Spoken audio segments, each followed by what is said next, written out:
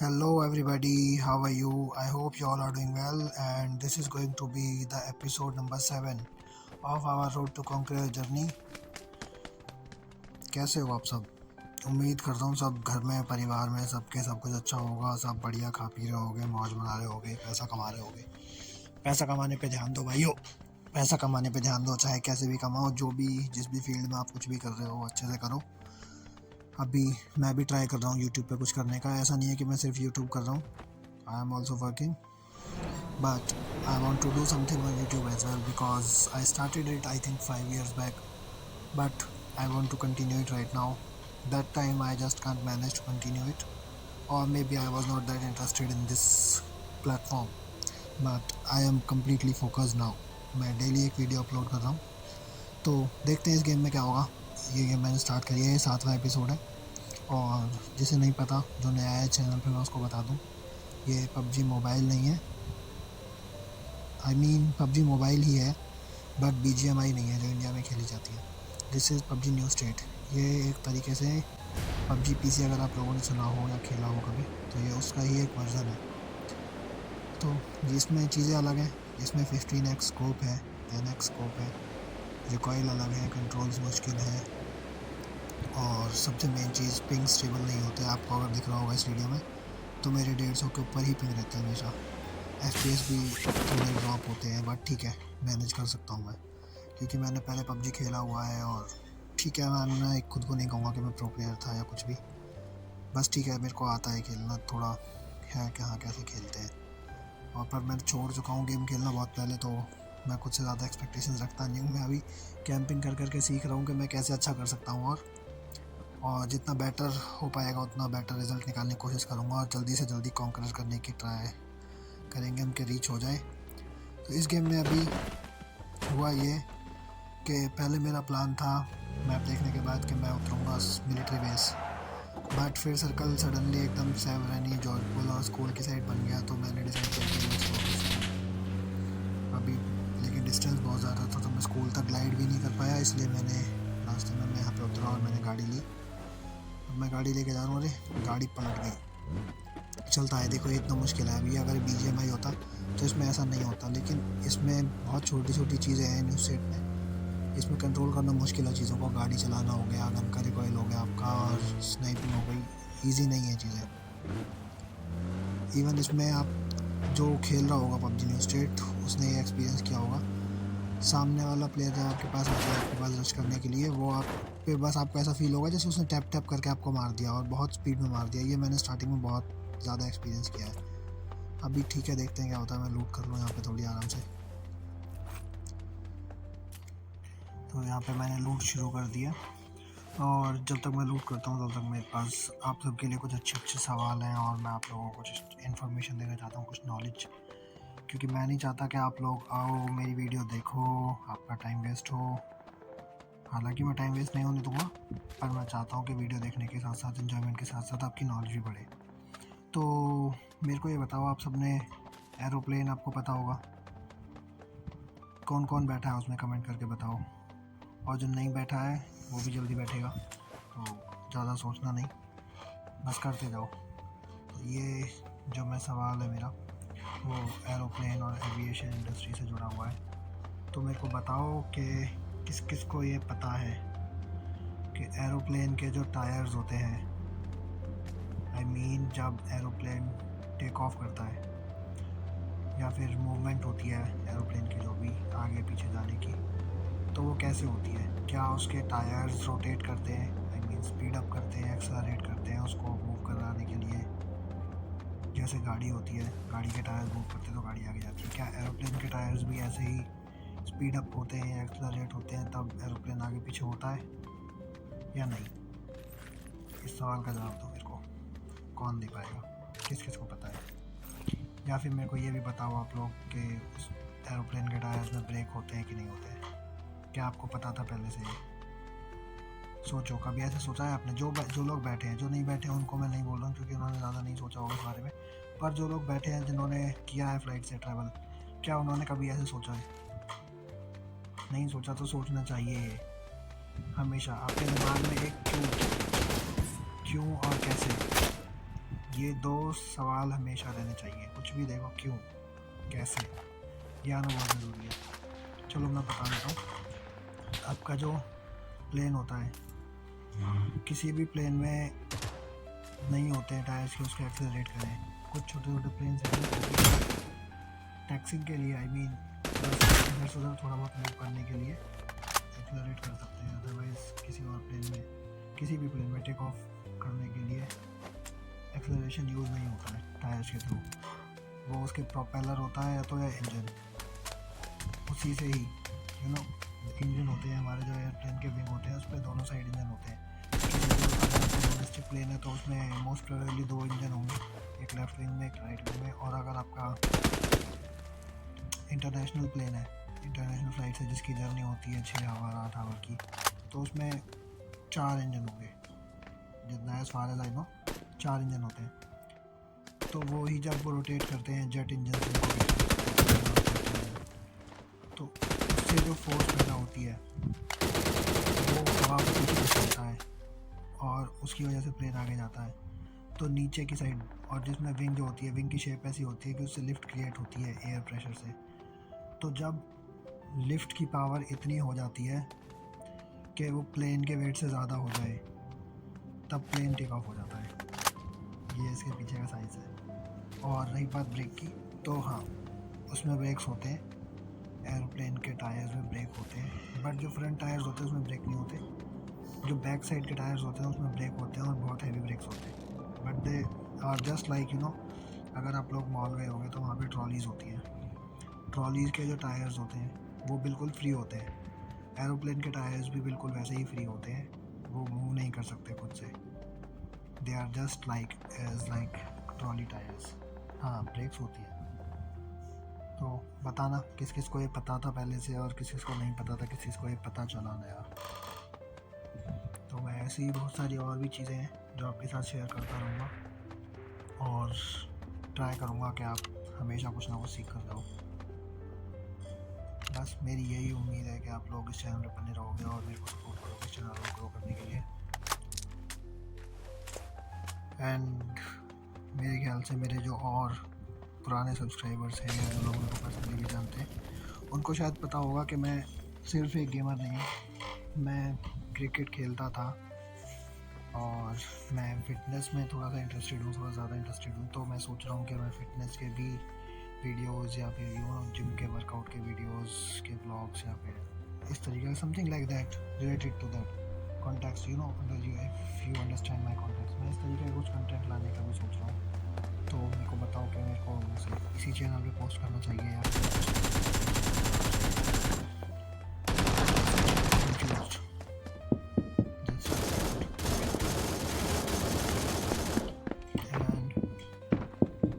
आप लोगों के लिए भी जो स्टूडेंट्स हैं जिनको भी ये प्रॉब्लम है कि हाँ बहुत सारी चीज़ होती हैं। मैं सिर्फ आपका नहीं बोल रहा कि आपका भी लगता है।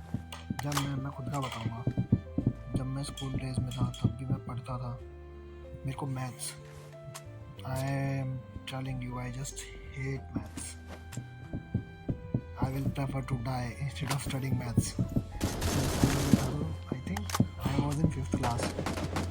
After that 6th 7th 8th 9th 4 years what I did is, हमारे स्कूल में ऐसे होता था कि 6 एग्ज़ाम होते थे, तो जो 5 में पास हो गया और 1 में फेल है तो उसको पास कर देते थे। तो मैं क्या करता था, मैं बाकी के जो सारे सब्जेक्ट थे मैथ को छोड़ के उनको अच्छे से पढ़ लेता था, बहुत अच्छे से, और मैथ्स को नहीं पढ़ता था। तो मैं 5 सब्जेक्ट में अच्छे नंबर लाने के लिए पेपर कर देता था, और मैथ का जो सब्जेक्ट होता था उसमें मैं छुट्टी कर लेता था, मैं उसमें एब्सेंट हो जाता था। कंसिस्टेंटली मैंने 4 साल ये चीज़ की, क्लास 9th तक। देन मेरे को रियलाइज़ हुआ व्हाट आई डिड सीरियसली, क्योंकि फिर 10th आ गई और मेरे मैथ्स में कंसिस्टेंटली मेरे मार्क्स पुअर रहे, बाकी सब बट बोर्ड्स में I can't leave paper like that, because अगर मैं छोड़ दूँगा तो मेरी उसमें बैक आ जाएगा, मेरे को फिर से देना पड़ेगा एट एनी कॉस्ट। मेरे लिए वो एक नाइटमेयर था। Mathematics is a nightmare for me, seriously I just hate it. तो बस आई जस्ट मैनेज्ड जैसे तैसे कि हाँ मैं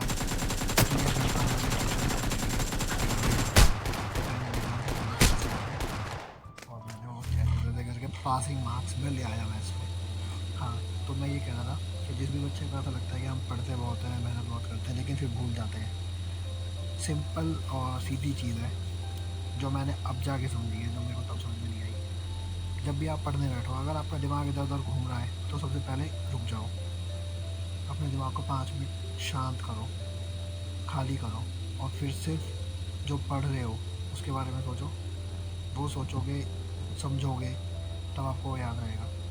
और वो सिर्फ पढ़ने से याद नहीं रहेगा कि आपने पढ़ लिया, सोच लिया अच्छे से, जब पढ़ रहे हो तब ऐसा नहीं होता। जिस चीज़ को एक बार आपने पढ़ा, पहली बार आप पढ़ रहे हो किसी चीज़ को, तो उस चीज़ को आपको कम से कम 3 बार रिवाइज़ करना है और उसको किसी और को समझाओ। 3 अटेम्प्ट तो आप पहले खुद से रिवाइज़ करो उसको अच्छे से समझने के लिए। उस पर डिफरेंट टाइप्स के क्वेश्चंस करो, जिससे आपके लिए और क्लियरिटी आ जाए। अलग अलग क्वेश्चंस करके आपको कॉन्फिडेंस बिल्ड हो जाए।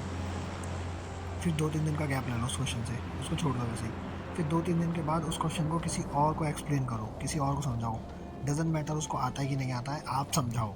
इससे आपकी प्रैक्टिस होगी और यू विल बी सॉर्टेड, क्योंकि आपको पता चल जाएगा। जब आप समझाओगे तो आपको ये समझ में आ जाएगा कि आपको समझ आया या नहीं आया। इस बात से कोई फ़र्क नहीं पड़ता कि सामने वाले को समझ आया कि नहीं आया, क्योंकि मेन टारगेट क्या है, एंड रिज़ल्ट इज़ कि तुम्हें समझ आया कि नहीं आया, और तुम्हें समझ आना बहुत ज़रूरी है। और मैं बता रहा हूँ, मेरी एज अभी 23 है। मैं अब्रॉड में I am working in MBH power as a marketing executive. So I'm telling you, it will hurt you if you didn't study or you will take studies lightly. पढ़ना बहुत ज़्यादा ज़रूरी है, बहुत ज़्यादा ज़रूरी है। मेरे को ये अब रियलाइज़ हो रहा है। हालांकि मैंने ऐसा नहीं है कि मैंने खुद से पढ़ाई में कोई कमी छोड़ी। मैंने पहले अपने करियर को एज अ स्पोर्ट्स पर्सन ज़्यादा सोचा था कि मेरे को स्पोर्ट्स पर्सन बनना है, मेरे को क्रिकेट खेलना है, क्रिकेटर बनना है मेरे को। बट लाइफ में बहुत सारी चीज़ें होती हैं। मैंने अपना बेस्ट ट्राई किया। मैंने 4-5 साल मैंने 6 साल मैंने दिए क्रिकेट को। रिसेंटली मैंने 2 साल पहले क्रिकेट को छोड़ा है। तो ऐसा भी नहीं है कि मैंने ट्राई नहीं किया, बट कुछ चीज़ें होती हैं जो ना होने के लिए बनी होती हैं। मेरे को इस चीज़ का दुख नहीं है कि मैंने क्रिकेट को छोड़ दिया या मैं कुछ नहीं कर पाया उसमें, बट मेरे को वो प्रोसेस अच्छी लगी। मैंने जो टाइम उसमें दिया, उस चीज़ को याद करके मैं खुश हूँ। अभी भी मैं जहाँ पे हूँ, जो चीज़ होनी होती है वहाँ वो उसी टाइम पर होती है। मैं अभी भी जो कर रहा हूँ मेरे को ये पसंद है। तो हमेशा अपना बेस्ट दो, जो भी काम करो, डजेंट मैटर क्या कर रहे हो, जो भी काम कर रहे हो उसमें अपना बेस्ट दो। जब आप बेस्ट देना शुरू करोगे, इस चीज़ से फ़र्क नहीं पड़ता कि आपको वो पसंद है कि नहीं है। आपको अगर अपना करियर सेट करना है, अपनी फैमिली को सपोर्ट करना है, आपके पेरेंट्स ने आपको पढ़ाया लिखाया, बड़ा किया, उन्होंने अपना फ़र्ज़ पूरा किया। उन्होंने ये सब किया ताकि आप एक अच्छी लाइफ स्टाइल को मेंटेन कर पाओ, अच्छी लाइफ जी पाओ, अपने बच्चों को एक अच्छी लाइफ दे पाओ, अपनी फैमिली को दे पाओ। बट अगर आप फिर नशेबाजी में पड़ जाओ, फालतूगिरी में पड़ जाओ, पढ़ाई लिखाई ढंग से ना करो, पैसे को वेस्ट करो, तुम्हें पता है कितने मेहनत से पैसा कमाया जाता है। ये चीज़ें सोचना बहुत ज़रूरी है। जब तक तुम्हारे दिमाग में ये चीज़ नहीं चलेगी ना कि मेरे को पैसा कैसे कमाना है, तब तक तुम कुछ नहीं कर पाओगे। कभी भी अपनी फैमिली के ऊपर रिलाई मत करो, क्योंकि फैमिली एक टाइम ऐसा आएगा जब तुम पे रिलाई करेगी, और तुमको उस काबिल बनना है कि फैमिली तुम्हारे ऊपर रिलाई कर सके। और ऐसा तभी होगा जब तुम खुद को काबिल बनाओगे। मैं ये नहीं कह रहा कि तुम सिर्फ पढ़ाई से ही काबिल बन सकते हो, बट एक नॉर्मल रिस्पॉन्सिबल पर्सन बनने के लिए तुम्हारी जो एक बेसिस होते हैं पढ़ाई के, वो क्लियर होने बहुत ज़्यादा ज़रूरी है। अगर वो क्लियर होंगे तो तुम लाइफ में कभी मार नहीं खाओगे आगे। और मैं नहीं चाहता कि कोई भी वो चीज़ें फेस करे जो मैंने कभी भी फेस करी है, जो गलतियाँ मैंने की। इंसान कैसे सीखता है? इंसान 2 तरीके से सीखता है। पहला कि वो आगे बढ़े, चले, गलती करे, गड्ढे में गिरे, फिर उस गड्ढे से वो सीख जाए कि यहाँ पे नहीं चलना है, यहाँ पे गड्ढा है। दूसरा तरीका कि वो किसी और को गड्ढे में गिरता हुआ देखे और उससे सीख ले कि नहीं, ये गलती नहीं करनी है, यहाँ पे गड्ढा है, इस गड्ढे में हमको नहीं गिरना है। आप चूज़ कर लो कि आप खुद से गलती करके सीखोगे या दूसरे की किसी की गलती को देखकर फिर सीखोगे। तो I think this is fair enough. मैं बता रहा हूँ सामने से कि हाँ, मैंने गलतियाँ की हैं बहुत सारी। मैंने पढ़ाई को सीरियसली नहीं लिया, मैंने पढ़ाई को बहुत लाइटली लिया, मैंने अनरियलिस्टिक ड्रीम्स को परस्यू किया। मैं उसके लिए खुश हूँ, मेरे को उस चीज़ का कोई दुख नहीं है। बट हाँ, शायद मेरे को और बेटर सोचना चाहिए था, या फिर मैंने मैनेजमेंट ठीक से नहीं किया चीज़ों का। मैं अच्छे से कर सकता था और ज़्यादा बेटर कर सकता था, और शायद मैं करूँगा। मैं नहीं चाहता कि जो गलतियाँ मेरे से हो रही हैं वो मैं रिपीट करूँ। मैंने अपनी गलतियाँ सुधार ली हैं, तो हमेशा करने से पहले उसके प्रोज एंड कॉन्स सोचो, क्या फ़ायदा क्या नुकसान, ये बहुत ज़रूरी है। कुछ चीज़ें होती हैं, मैं मानता हूँ, जो सिर्फ हम अपनी खुशी के लिए करते हैं, उसमें हम अपना फ़ायदा या नुकसान नहीं देखते। वो चीज़ें करो, बट अपने करियर को कभी भी लाइटली मत लो यार, क्योंकि आपकी फैमिली आप पे डिपेंड होने वाली है, और एक नई family you are going to build. So for that you have to be very very strong and very very stable. ये बहुत ज़्यादा ज़रूरी है। और यू नो दिस जनरेशन 2005 के बाद वाली जनरेशन तो बट दे आर बैड। ये एक बहुत बड़ा डिसएडवांटेज है इस जनरेशन में। There are benefits as well, क्योंकि ये लोग एडवांस हैं। मेरे को इस बात को कहने में कोई शर्म नहीं आती। ये लोग हम लोगों से ज़्यादा एडवांस हैं। They learn everything quickly, they are more digitalized than us,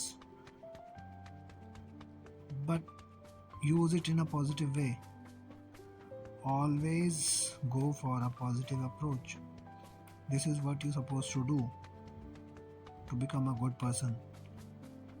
हमेशा प्रेमानंद जी महाराज को, I don't know if you guys are listening or not, but I do sometimes, not every day or something like that, but sometimes I do. I honestly do.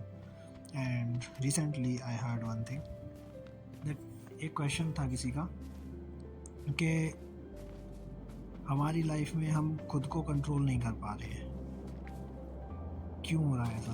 तो उन्होंने बहुत simple सा आसान answer दिया कि आपका डिसिप्लिन होना बहुत ज़रूरी है। जैसे कोई बच्चा है स्कूल का या कोई कॉलेज का या कोई भी XYZ, मैं भी हूँ, तो ऐसा नहीं है कि आप एक दिन सुबह 4 बजे उठ गए। पहले दिन मेरे अंदर मैं मोटिवेटेड हूँ, भाई मैं जिम जाऊँगा, मैं सुबह उठ के जल्दी पढ़ूँगा, जिसका जो भी पैशन है वो उसके लिए 4 बजे उठा। नेक्स्ट डे ही फील लाइक अरे यार कल नींद पूरी नहीं हुई, आज 6 बजे उठूँगा। It will not work like that.